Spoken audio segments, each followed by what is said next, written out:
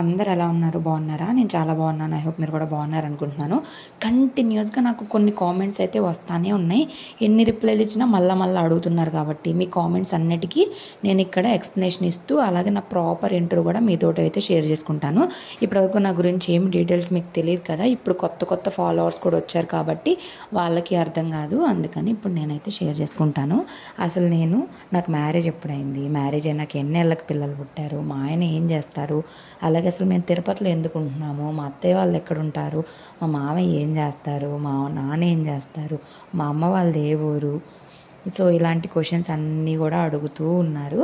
So వాటన్నిటికీ నేను ఇప్పుడైతే మెయిన్గా అసలు నేను ఏం చదువుకున్నాను అనేది అయితే అడుగుతున్నారు.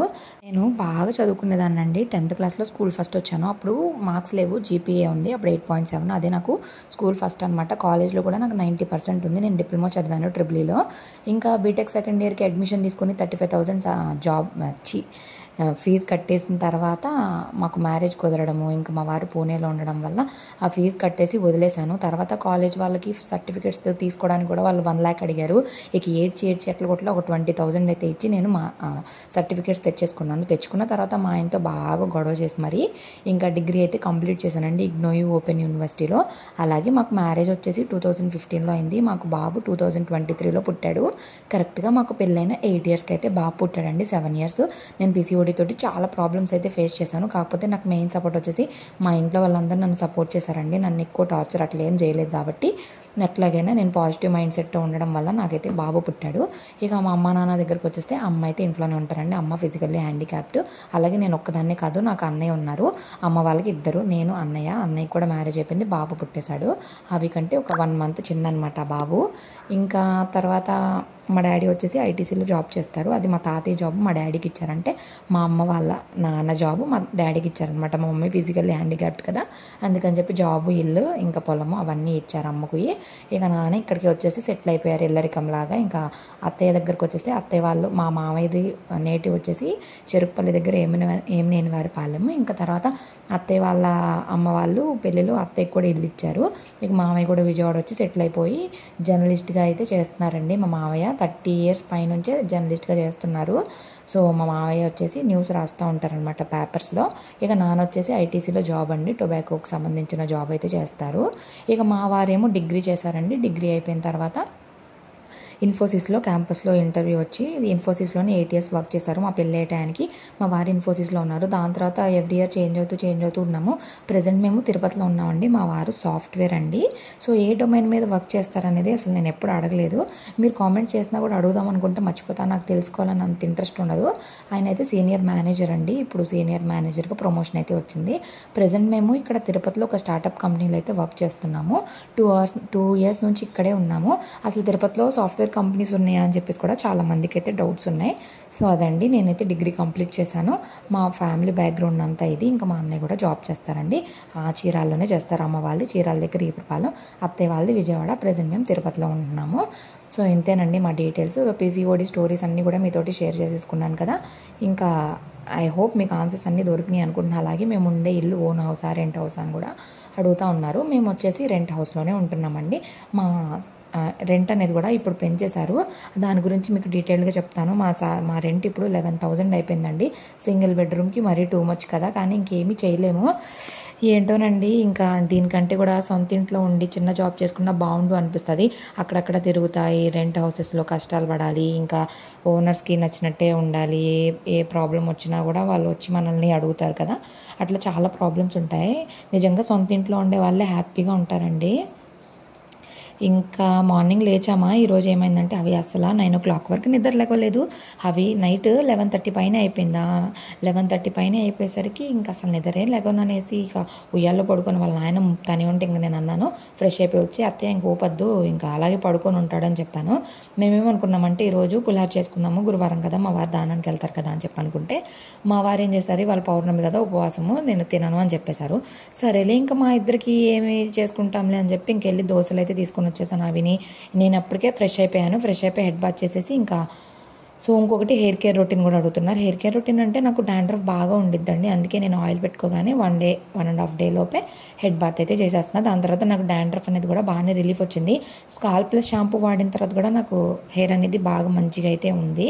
ఇక టిఫిన్ తినేసిన తర్వాత అవి ఏం చేశాడంటే మా అత్తయ్య టిఫిన్ పెడతా ఉంటే చట్నీ సాంబార్ వేసుకొని పెడతా ఉంటే అటు ఇటు తిరుగుతున్నాడు కదా, అత్తయ్య కూడా వెనక తిరుగుతా పెడతా ఉంటే దుప్పటి మీద అంతా పోసేశాడు సాంబార్, చేయి తగిలి ప్లేట్ ఒలిగిపోయింది.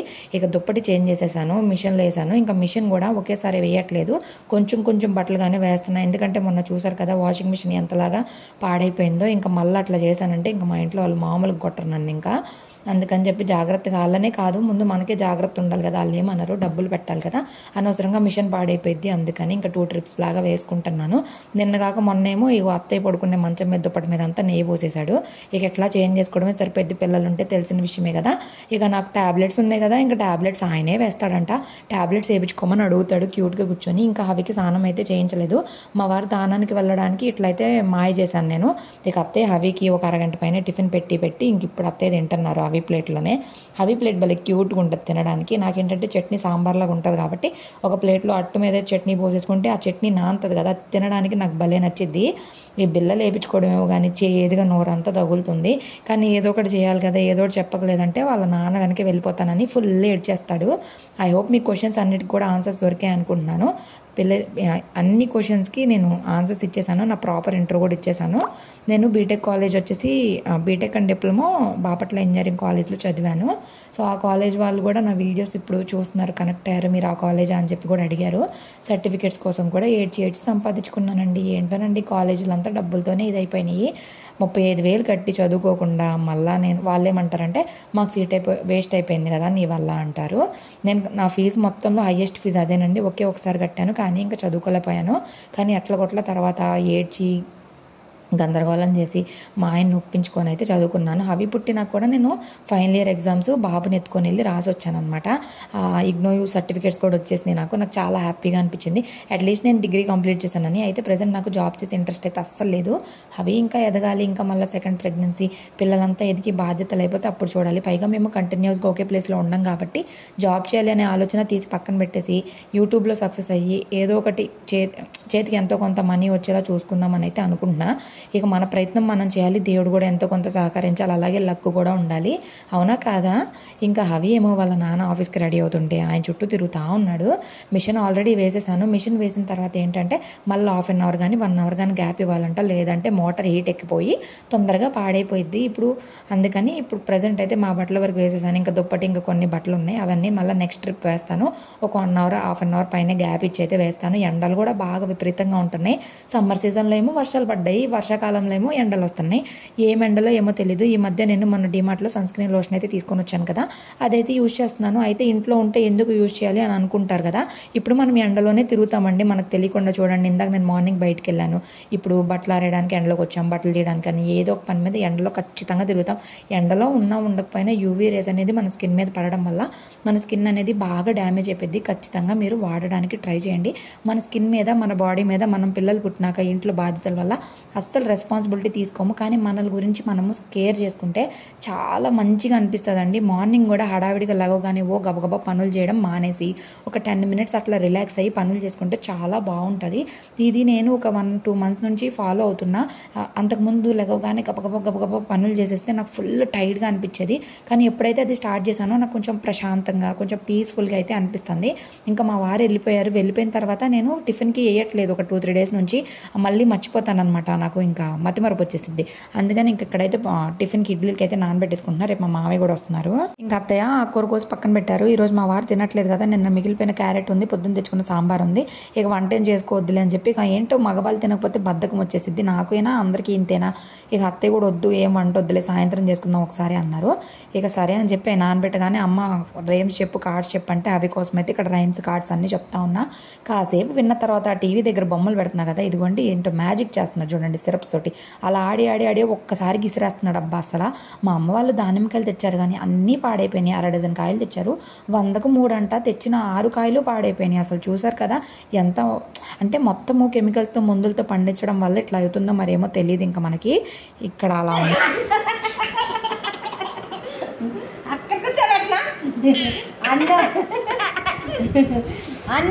బాగా తగిలింది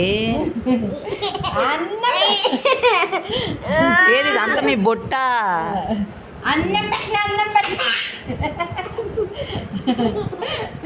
అన్నం తినడానికి పడిపోతావేంటి అవి?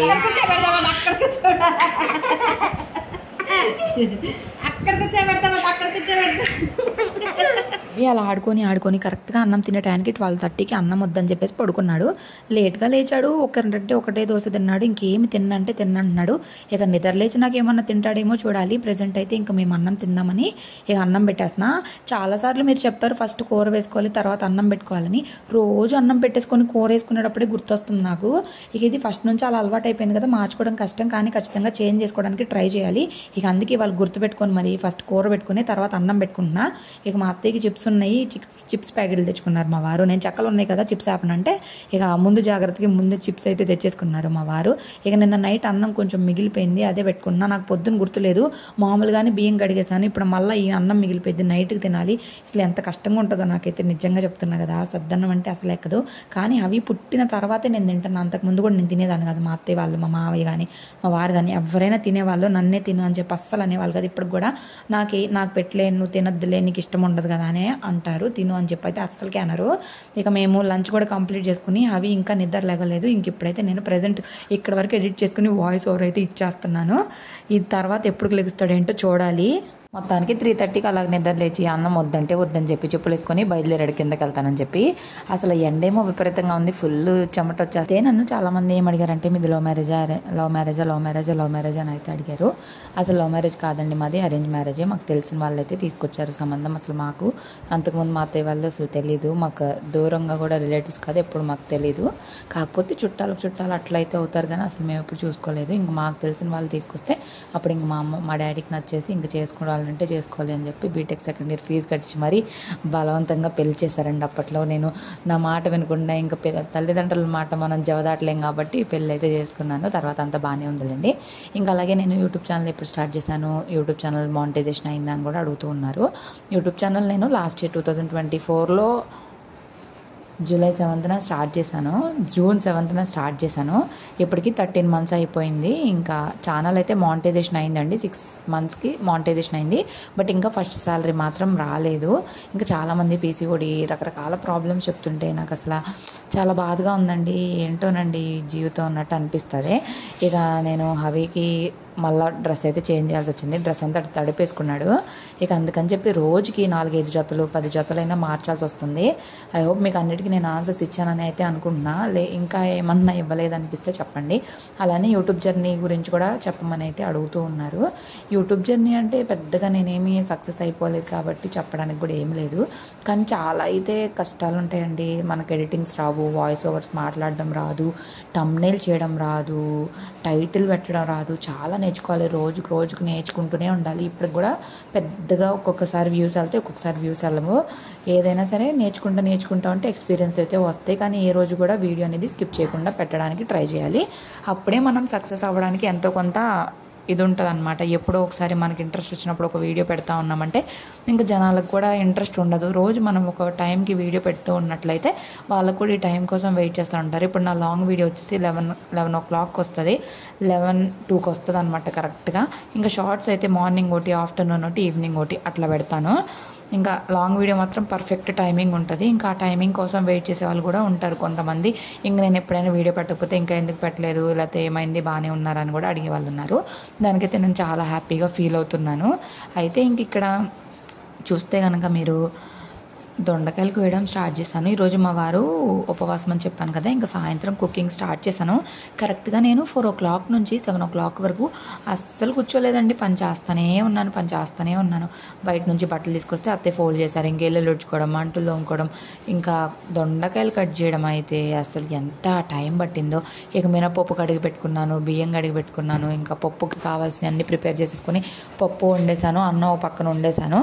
ఇక ఇప్పుడు మిక్సీ వేసేస్తే ఆయిల్ అయితే స్టవ్ మీద పెట్టేసుకొని దొండకాయలు కోయడానికి నాకు చాలా టైం పట్టింది. అసలు అవి సన్నగా కోయాలి. మా వారు ఏమన్నారంటే ఫ్రై చేయమని అడిగారు, డీప్ ఫ్రై చేయమని అడిగారు. సరే చేద్దాం, చాలా రోజులు అయిపోయింది, చాలా రోజులు కాదు చాలా ఇయర్స్ అయింది, సరే అడుగుతున్నారు కదా అని చెప్పి అయితే చేస్తున్నాను. నాకు తెలుసు ఆయిల్ ఫుడ్ మంచిది కాదని చెప్పి, ఇక ఎప్పుడైనా ఒకసారి అడిగినప్పుడు చేయడంలో తప్పలేదు కదా. కానీ నేను ఈ మధ్య బాగా అస్సలు డైట్ కంట్రోల్ చేయలేకపోతున్నాను. సరే ప్రస్తుతానికి కొన్ని డేస్ అయితే వదిలేసి ఇంకొకసారి గట్టిగా స్టార్ట్ చేయాలి. అయితే నేను అనుకున్నాను కూడా వీడియోస్ అప్పుడు intermediate fasting 2 kgs weight loss అయ్యానని పెట్టాను కదా, అట్లా మనం ఏదైనా షేర్ చేసేసామంటే మధ్యలోనే డీమోటివేట్ అయిపోతాము. అందుకే మనం ఏదైనా చేయాలి అనుకున్నప్పుడు అంత సక్సెస్ అయ్యేంత వరకు ఎవరితోటి షేర్ చేసుకోకూడదు, ఎవరితోనైనా సరే. ఎందుకంటే మన బ్రెయిన్ అది చేసేసిందని ఫిక్స్ అయిపోయింది, ఇంకప్పుడు మనం ఇంకా డీమోటివేట్ అయిపోతాం. నాకు అర్థమైపోయింది, నాకు తెలిసి కూడా నేను ఎందుకు అలా షేర్ చేసేసాను, వద్దు అనుకుంటానే షేర్ చేసేసాను.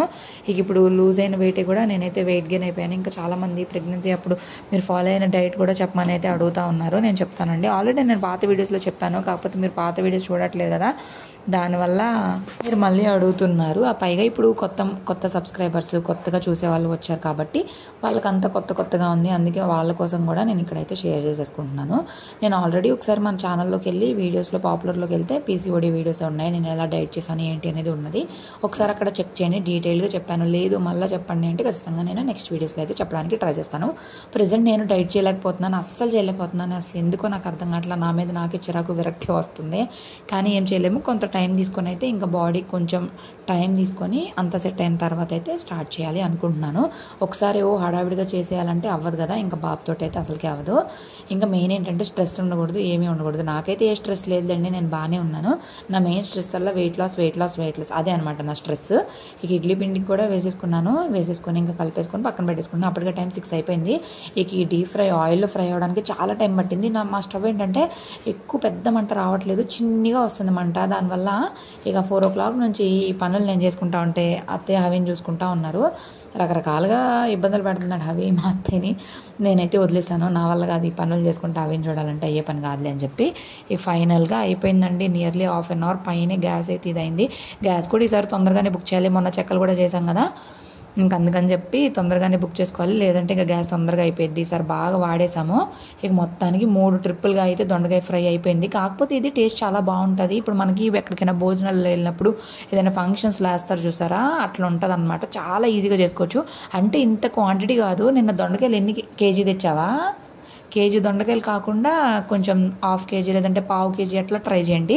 కేజీ అయితే చాలా టైం పడుతుంది, కట్ చేయడం చాలా టైం పడుతుంది, అలానే మనం డీప్ ఫ్రై చేసుకోవడానికి కూడా చాలా టైం పడుతుంది. అదే ½ kg అయితే కట్ చేసుకోవడం కానీ డీప్ ఫ్రై కానీ కూర వండుకోవడం కానీ ఈజీగా అయిపోయింది. నాకైతే ఈ ప్రాసెస్ అంతా అయిపోయేసరికి 2 hours పట్టింది. కాళ్ళు అయితే ఫుల్ పెయిన్స్ వచ్చేసాయి, కానీ టేస్ట్ బాగుంటుంది. మా ఆయన అడిగారు కదా, అందుకని చెప్పి కష్టమైనా సరే ఇష్టంగా చేసేసాను.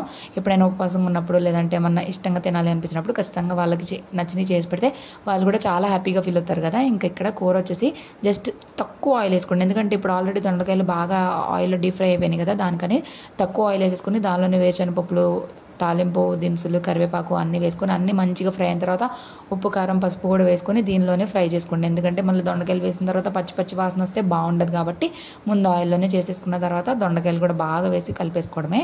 అలా ఒక 5 to 10 minutes కలిపామంటే మన కూర అయితే రెడీ అయిపోయింది. మీరు కావాలి అంటే లాస్ట్లో కొత్తిమీర కూడా యాడ్ చేసుకోవచ్చు, నేనైతే కొత్తిమీర ఏమి వేసుకోలేదు. ఇంకా అంతేనండి, చాలా ఈజీగా టేస్టీగా అయితే అయిపోయింది అనుకుంటున్నారా? కాదండి బాబు, 2 గంటలు కష్టపడ్డాను. ఇక మా వారు ఉపవాసం కాబట్టి మేము 7 o'clock అలా డిన్నర్ కంప్లీట్ చేస్తాం. మా వారేమో ఇంకా రాలేదు, సరే అని చెప్పి మా వారి కోసమని కూరలన్నీ కూడా సపరేట్ తీస్తున్నాను. అన్నం వచ్చేసి అవి ఒక్కడికే పెట్టాను, వేడన్నము. మధ్యాహ్నం చెప్పాను కదా మార్నింగ్ మర్చిపోయి ఎక్కువ అన్నం కడిగేసానని, ఇక అన్నమే నాకు అత్తయ్యకి సరిపోయింది. ఇంక మా వారికి ఇంకా అన్నం సపరేట్గా తీయాల్సిన అవసరం లేదు.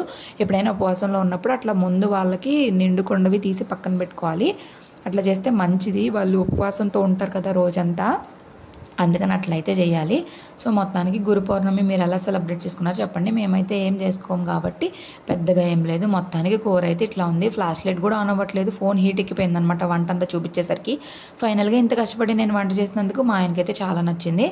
ఇక అవి కారంగా ఉంటుంది నాన్న, వద్దు అని చెప్పినా కూడా వినకుండా తినేసి కారము అంటున్నాడు కానీ వాటర్ తాగట్లేదు, వాటర్ ఇచ్చినా కూడా వాటర్ తాగకుండా ఊ అంటా ఉన్నాడు. మా ఆయనకేమో 9:30 నుంచి క్లయింట్ కాల్స్ అయితే ఉన్నాయి, అవిని బయటికి తీసుకెళ్ళి అంటాడు. అవి ఏమో అస్సలకే బయటకు వెళ్ళాడు.